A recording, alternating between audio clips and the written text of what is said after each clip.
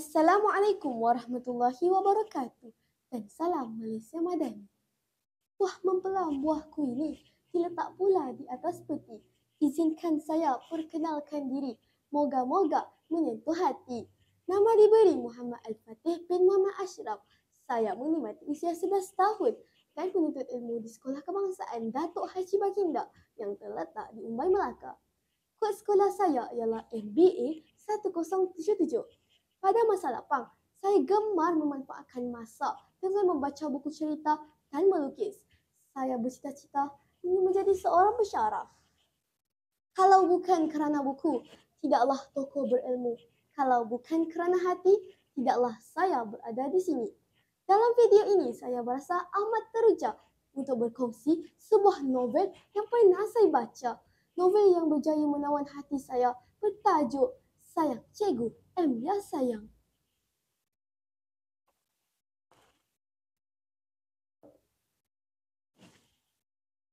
Penulis novel ini ialah Murad Arsyad. Novel terbitan syarikat penerbitan Ana Muslim ini diterbitkan pada tahun 2013 dan mempunyai 128 halaman bercetak. Harga bagi sebuah novel ini hanyalah RM10.90. Tema yang saya peroleh daripada novel ini ialah tanggungjawab, berkisarkan kasih sayang seorang anak murid terhadap ibu dan gurunya, tanggungjawab seorang anak terhadap pelajaran dan sikap prihatin seorang guru terhadap anak didiknya. Watak utama dalam cerita ini ialah Balkis yang berusia 14 tahun, merupakan anak tunggal dan tinggal bersama-sama dengan ibunya yang sudah tua iaitu Mak Jiha. Balkis datang daripada keluarga yang miskin, namun tidak sesekali dia mengabaikan tanggungjawabnya sebagai seorang pelajar. Sikapnya yang rajin belajar, meskipun jarak sekolah dari rumahnya yang jauh di pedalaman itu tetap tidak mematahkan semangatnya. Namun, prestasi peperiksaan Balkis bagi mata pelajaran matematik kian merosot sejak Cikgu Emilia menggantikan tempat Cikgu Halim 5 bulan yang lalu. Sikap acuh tak acuh yang ditunjukkan oleh Cikgu Emilia ketika mengajar pelajar tingkatan 2 amanah menyebabkan pelajar seramai 32 orang tidak faham akan mata pelajaran matematik.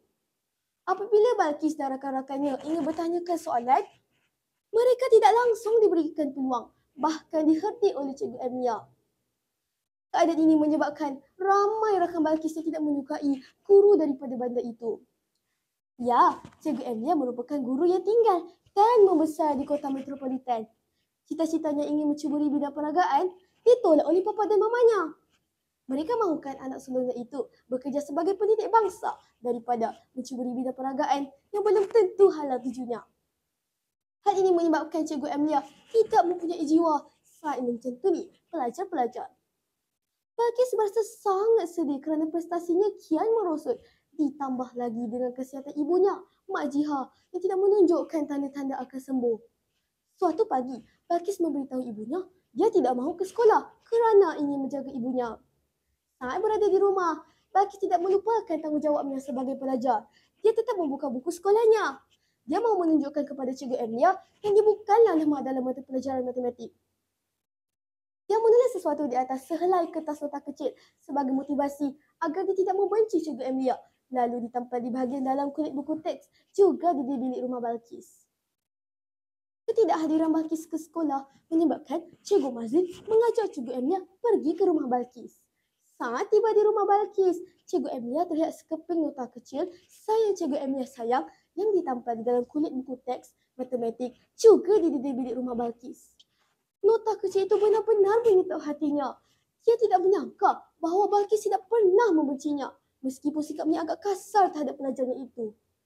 Dia berjanji bahawa dia akan mengubah sikapnya terhadap semua pelajar dan mengejar semula topik-topik yang mereka tidak fahami. Balkis bersyukur atas perubahan gurunya itu.